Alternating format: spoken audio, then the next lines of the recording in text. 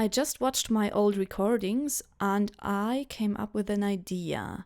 Let's enter the Imperial Opera again and the director's office, and I'd like to examine the safe. And I had an idea, and that idea is to try the same combination as the other safe had. Because of the tricolor and Giuseppe Garibaldi, and I mean, he's all over the office. Oh, I see. It is the same combination. I don't know exactly why, but it is. Safe, the contents. In the safe, almost hidden under a dusky stack of old administrative papers, lay a single record, still within its sleeve. I'd like to examine the record. Contents: Mysterium, prefatory action. A prelude of sorts to Alexander Scriabin's interminable yet unfinished orchestral work. Mysterium. This record was a rarity among rarities. Print on the record revealed that it had been performed and recorded here, at the Imperial Opera. Mysterium. I'd like to take it. Ah, see? We now got the record. And we are at the office again. Now we got the safe. And let's go back to the foyer. And return to the boulevard. Now, where haven't we been? I think we haven't been here. Enter the 21st's Acting Regional Command. Lobby. The German Imperial Army's 21st Division was stationed here, occupying a commandeered high-class hotel overlooking the river. The Institute's proclivities had meant the Prussians had had their pick of the less austere establishments. Not that the Institute had much of a say in the matter, but this arrangement had worked quite well for both involved parties.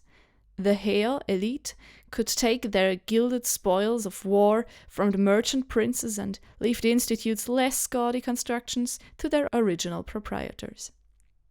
The building's lobby was a decoratively involved work, brass gilding and tall windows to emphasize the view riverside.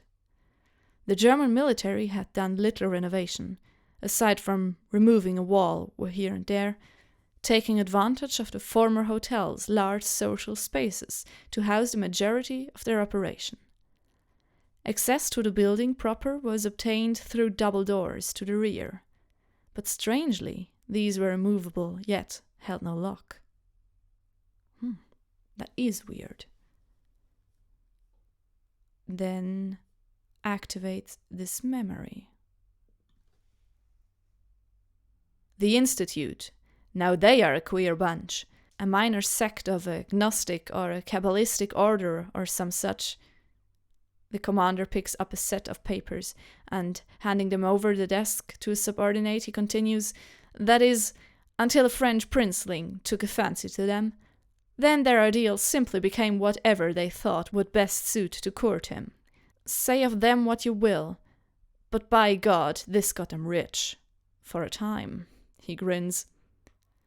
The subordinate hadn't moved from where he'd stood on receiving his charge, and now made a quizzical gesture towards the commander. Yes, just take it to the signal, boys, he says, waving his subordinate off. As ever, nothing new along the Rhine. He turns to me and says, apart, of course, from this current annoyance you're here to deal with. While normally this would be up to our section to handle, the General Staff have other ideas. And for what it's worth, I think they see this as an opportunity. Marcel, 1. August 23rd, 1906. I'd like to continue. So, return to the boulevard. And we are here again. I would like to take the winding side street to the Iron Gardens. Okay. Oh, I see. We have been here before. This is the FORECOURT. I'd like... Yes, to traverse an arcade heading south. We are in front of the Mayfly bar again. And what didn't we do yet? We did this. We did all of those things. So let's just go here. And maybe this way. I'm just figuring out where we haven't been. Oh, this is where we haven't been. The Townside, in the Latin Quarter, Boulevard. Along the eastern side of the boulevard, refitted stores had been split and partitioned to act as narrow townhouses. Names and numbers had long since faded from the facades, brass plate and chalk alike. But one plaque read with perfect clarity: Salondré Residence, Lethe Avenue. Salondré. I know that name. Isn't that the lady from the beginning that introduced us? That is maybe telling us her story? Salondré Residence, doorway. An entrance identical in make to its likewise austere neighbors, but with glaring exception that here the brass nameplate was still legible. Locked. Oh, we don't have the key yet. Which key could unlock that door? We have that key and... oh, maybe it's this one. Leave. Well then, we can't enter the Salondré residence yet. Okay, apparently we've been to all the places. An idea that came to my mind was to go back to the biggest tower in town and the Tower of the Institute and try to use that record. Maybe it won't work because the phonograph was somehow locked, but who knows, maybe we got the key by now. I think I just have to try. Okay, now how do we go there? Maybe when we go into the Institute? Yes, enter the Institute. Now, I will have to go here to examine the door and to enter the tower. Now I'm in the tower again. Ascend the staircase and ascend it again. Examine the door. Enter this door. Enter the mezzanine. And how do we go to this? I need to go to the lounge and yes, the hidden passage. That is where I wanted to go. Continue to loft and ascend to pinnacle. Examine the phonograph. Place record. Exactly.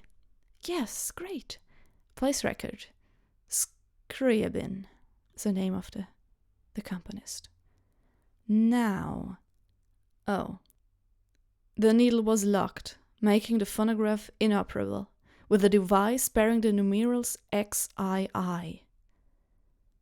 Now, this is the first riddle that I really have problems with. XII. What does that stand for? 12. 12?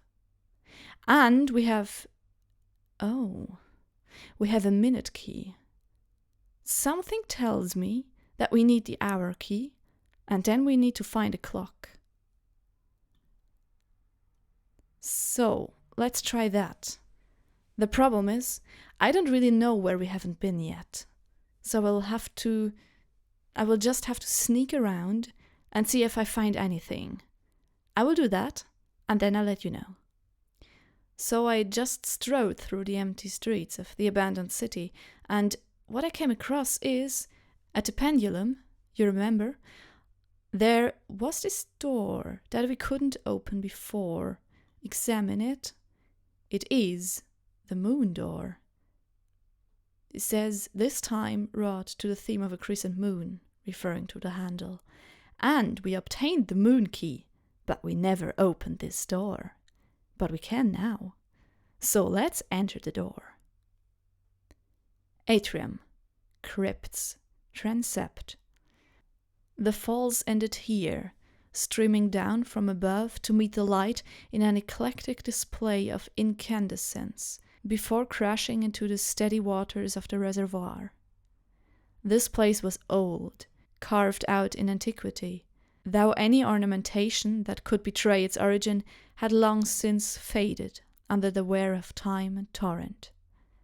By way of emphasis in form and contrivance, the Institute, and by some stretch of circumstance the city, had to a formidable degree been fashioned as if in tribute to this ancient structure.